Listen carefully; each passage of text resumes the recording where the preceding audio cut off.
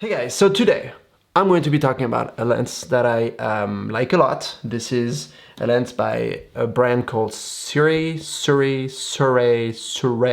or however you want to call it. It's a Chinese brand. They make this anamorphic lens.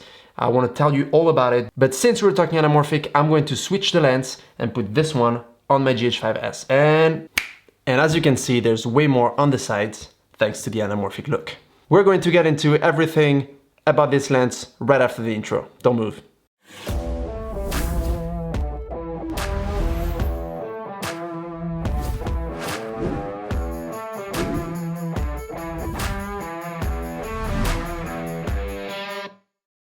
You want to get into anamorphic filming, but you don't want to spend the $1,000 that go along with that look.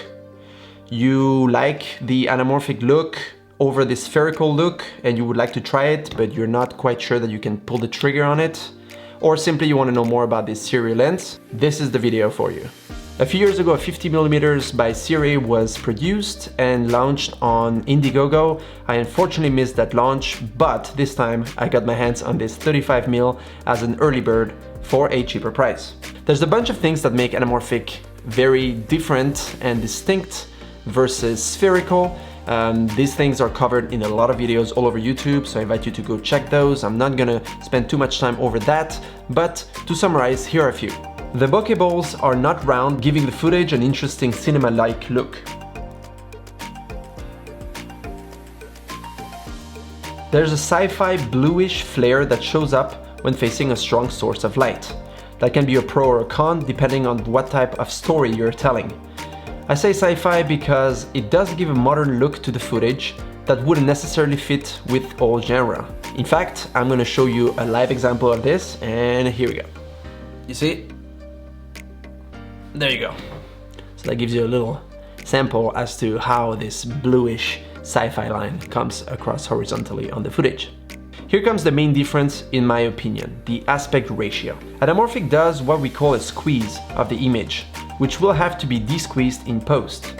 That is what gives you the black bars on top and the bottom of the image when watching a movie. It allows for more room horizontally so you can see more in your image.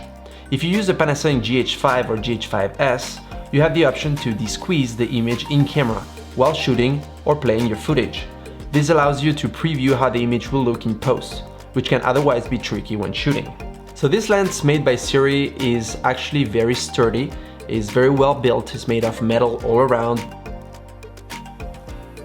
besides the lens cap and the cap at the bottom of the lens. It is heavier than other spherical lenses that I own, but frankly, and to be honest, if we want to compare the weight of this lens to other cinema anamorphic lenses, this lens is a joke. It is very compact, very light, very portable. You can really bring it pretty much anywhere, and in terms of quality and the build of it, it's not gonna go anywhere.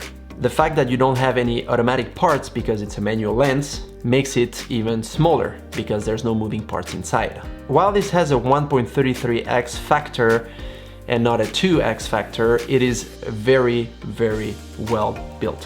One great feature that I really enjoy and like on cinema lenses overall is the clickless apertures. That allows for a smooth transition between apertures while filming to avoid the stops each time you open and close the lens. You can see in this example here how the light is fading, and the reason for that is because I'm closing the aperture. But you can't see the stops as I'm doing so. One thing to keep in mind with this lens is that the minimum focusing distance is 0.85 meters, which is quite some distance if you want to get close to your subject. This is a 35mm lens, so it's a little bit better than the 50mm, which was closer as a focal length, but it's still something to consider if you want to do close-ups or you want to get closer to your subject.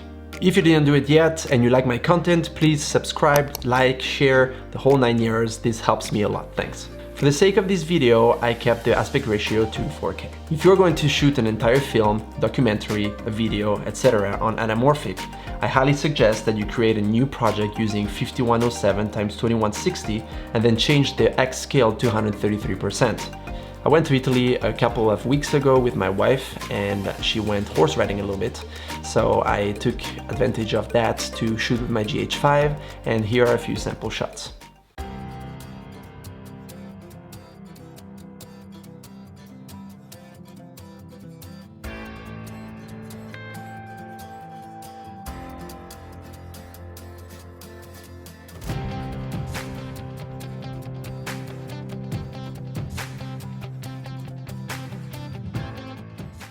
Here's another example. I went to the park the other day with my son and I used a GH5S along with the Ronin-S. I didn't take my Ronin-SC because the lens becomes too long and there's not enough room to use it with the Ronin-SC properly. Here we go.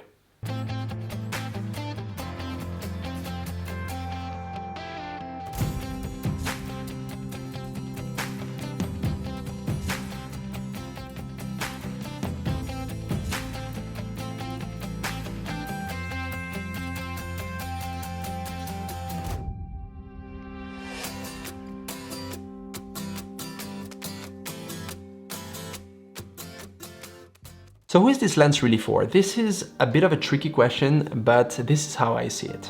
While not everyone likes or wants to shoot anamorphic, if you are a film enthusiast, someone who wants to give that extra cinema look to your footage, or that you're a filmmaker, professional filmmaker even, this will fit all budgets. There are plenty of anamorphic adapters that you can screw on your cell phone or that you can screw on the lens, and that gives you that anamorphic look. But truthfully, none of these come close to the looks you get with this Sirui 35mm f1.8. I was a little bit skeptical, to be honest, to use a 35mm anamorphic lens on the Micro Four Thirds format camera because I didn't know if the focal length was going to be good or if it was going to be too wide or not wide enough, and the fact that it has 0.85 meters of minimum focusing distance was a little bit tricky for me. But now that I order it and I tried it, I think it's not too short, it's not too long, and it's just the right focal length that the 50mm wasn't providing you. When I say the 50mm was not providing this to you, it's good to have both lenses if you can afford that, because the 50mm gets a little bit closer onto your subject, so you can do a really good job with it without having to get too close, wherein the 35 gives you a little bit more space, more room, and hopefully they will make wider lenses also, so you can get a wider field of view. Did you get this lens? Do you like this lens? What are your views on this lens? Let me know. I am actually very curious to know how many of you bought it, how many of you are thinking to buy it, and how many of you bought it after watching my video. So stay well, take care, keep shooting, and like always, I see you in my next video. Bye.